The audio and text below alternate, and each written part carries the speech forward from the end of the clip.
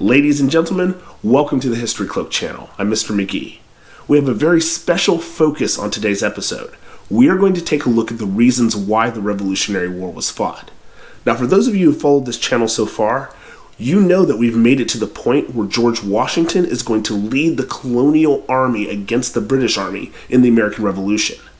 Well, if we're going to take a look at that and really understand the sacrifice of men like George Washington, then we need to take time out and take a look at the stakes involved in the Revolutionary War and the reasons why the Revolutionary War was fought. If we don't understand the stakes and the reasons, then George Washington and other men's sacrifice will mean nothing. So, ladies and gentlemen, let's get started. Last episode, we took a look at the French and Indian War. Well, the result of that war was that the British won. The French are completely kicked out of North America. The British get to control what we now know as Canada, as well as the colonies that they already have on the east coast of what we now know as the United States. Well, ladies and gentlemen, wars are expensive, and so Parliament in London passed a series of taxes in order to pay for that war. Well, Parliament felt that since the French and Indian War took place in North America, that the colonists should pay part of that debt. Now, this is where trouble begins between the American colonies and the British government. Now, when I say trouble, I don't mean that the American colonists had a problem paying taxes. Their problem was that they had no representation in Parliament. In other words, there was nobody from the American colonies who was in Parliament who could say, hey, you know what? That tax is good, but that other tax, that's not going to be good because it will destroy businesses in, let's say, the Virginia colony or the Massachusetts Bay colony. There was no representative who could say, all right, that tax would be okay, but you know what? It should probably be lowered to this because the standard of living in the American colonies is X, and if you raise the tax, it's going to hurt people's bottom line. Because there was no one to actually make those statements in Parliament, nobody to represent the colonies' interests, the colonies were stuck paying whatever tax Parliament deemed that they should pay. The argument of the American colonists was that if there are going to be taxes, they should be done by the elected officials in the colonies, because those elected officials in the colonies would actually know what taxes would be good and what taxes would be bad.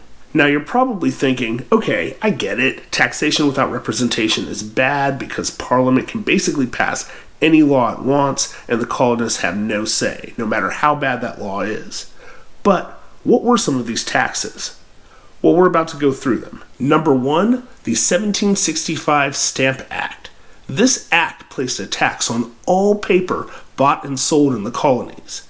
Now, you may be thinking, wait a second, paper? I don't use that much paper. Why does that matter? Well, you live in 2021 and you're watching me on YouTube. You have this wonderful word called digital. There is no digital in 1765. If you live in 1765, you do everything on paper. And when I say that every piece of paper bought or sold was taxed, I mean every single piece of paper. So that means newspapers, pamphlets, any legal document imaginable. You want to buy some paper to write a letter to your friend? All of that paper is taxed. Even playing cards made of paper was taxed. So imagine you lose all your money in poker and you also had to pay a tax just to buy those playing cards. Not that great. The Stamp Act was so unpopular that the colonists formed mobs that intimidated tax collectors and refused to let those tax collectors do their work. Many tax collectors at this time actually resigned out of fear of the mob. This was so unpopular and so many tax collectors resigned that Parliament had to repeal the Tax Act a year later. The second set of taxes were the Townsend Acts of 1767. They put an import tax on all British goods coming into the colonies. Well, the colonies' response was to start boycotting British goods and figuring out ways to manufacture their own goods. Opposition was especially strong in the Massachusetts Bay colony, to the point that the British government sent 2,000 troops to Boston to live there to help quell the angry citizens living in Massachusetts. The anger of Boston citizens reached a boiling point on March 5th, 1770, when some of the citizens confronted British soldiers guarding the king's treasury. To make a long story short, they started throwing rocks and ice at the soldiers. The soldiers, in fear for their life, then fired into the crowd of angry citizens, killing 5 of them. This is now known as the Boston Massacre. Now, in fairness, we must say the British soldiers did fire in self-defense. They were tried and were acquitted because, when you look at all the facts and evidence, it was not their fault that the confrontation had taken place. But the reason why we're taking a look at the Boston Massacre is because this just furthered the divide between the colonists and the British government. It made the colonists more angry that the British government would send soldiers to try to quell their anger and try to enforce these taxes. The divide is growing bigger and bigger. Parliament repealed the Townsend Acts the same year as the Boston Massacre. In fact, they actually repealed it that same day. Unfortunately, there was no way to get that information across the Atlantic Ocean at the time to Boston. Otherwise, the Boston Massacre could have been prevented. The third thing that Parliament did was pass the Tea Act in 1773. Now, the Tea Act wasn't so much about raising money for the British government, but it was about propping up the British East India Company. They were going bankrupt, and so the British government gave them a monopoly on tea being shipped to the colonists. Now, needless to say, this made the colonists angry because this put merchants out of business, and it also goes back to the taxation without representation argument. The key focus being representation.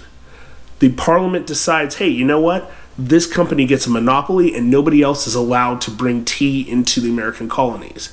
We don't care how this affects the American colonies. We don't care who it puts out of business. And the colonists have no ability to vote that down. They have no ability to make an argument in Parliament. They are just expected to take whatever Parliament decides.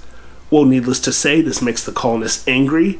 They boycott British tea. They actually stop tea from being unloaded out of the ships onto the harbors of the American colonies. And on December 16th, 1773, citizens of Boston, dressed as Mohawk Indians, go to the Boston harbor, board the British ships that are carrying tea, and dump the tea into the harbor.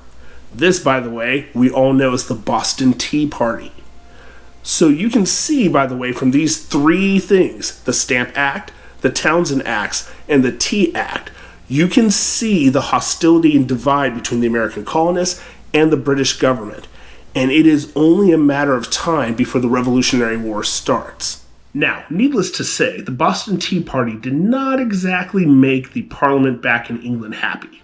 In fact, it was the opposite. They were absolutely furious. And so, on March 28th, 1774, Parliament passed the Coercive Acts. Now, the colonists called these the Intolerable Acts, but they are made up of 4 distinct pieces of legislation. The first piece of legislation was the Boston Port Bill. It closed Boston's harbor until all the tea that had been destroyed was paid for. Number 2 was the Massachusetts Government Act. The Massachusetts Government Act pretty much closed down all of the local represented officials in Massachusetts and made all the laws that could be passed by Parliament, but not through local elected officials. Number 3 was the Administration of Justice Act. This meant that no British soldier could be tried in a local Massachusetts court. The British soldiers had to be tried in an English court. That basically meant that British soldiers had no incentive to follow the laws of the Massachusetts colony because Massachusetts officials had no power over them. Number 4 was the Quartering Act. The Quartering Act said that a British soldier could take over any colonist home in Massachusetts, regardless of whether that colonist wanted them or not. The soldier had the right to choose when and where to house, no permission necessary. Parliament in London also passed the Quebec Act. Now, even though the Quebec Act is not part of the Coercive Acts, the colonists saw that as part of one huge group, the Intolerable Acts. The Quebec Act extended Quebec, because remember, since Britain won the French and Indian War, they now controlled all of Canada. The Quebec Act extended Quebec all the way down into the Ohio River Valley. Well, ladies and gentlemen, the colonists looked at that and said, wait a second, what did we fight and die for in the French and Indian War if now we don't even have access to the Ohio River Valley? So that just made the colonists even more angry. Now, the goal of Parliament in passing the Coercive Acts, also called the Intolerable Acts, was to isolate Massachusetts from the rest of the colonies. But it did the opposite. The colonies looked at what was happening in Massachusetts and said, hey, wait a second. If Parliament can do this to Massachusetts, then how much longer is it going to be before Parliament does that to us? If we step out of line, if we disagree with Parliament, if we make a stand against Parliament, is Parliament going to take away our ability to elect local officials? Are they going to close our harbors? Are they going to let soldiers take over our homes? All of a sudden, the colonies now united around Massachusetts in opposition to Parliament. Due to the Intolerable Acts being passed in 1774, the colonists created the first Continental Congress in September of 1774. Now, this Congress, they didn't go and say, hey, we're breaking away from England, but they condemned the laws that England had passed in the Intolerable Acts. The First Continental Congress adjourned in October of 1774, but they agreed that they would meet again in May of 1775. But before they could even meet, on April 19th, 1775, a group of British soldiers clashed with a local militia in Massachusetts at what we now call the Battle of Concord and Lexington. The first shots were fired, and the American Revolutionary War began. This is the Revolutionary War that George Washington would step into as general of the Continental Army. His Continental Army versus the greatest military power on the planet at that time. What George Washington did and how he succeeded in the American Revolution is what we will focus on in the next episode. I'm Mr. McGee. Take care.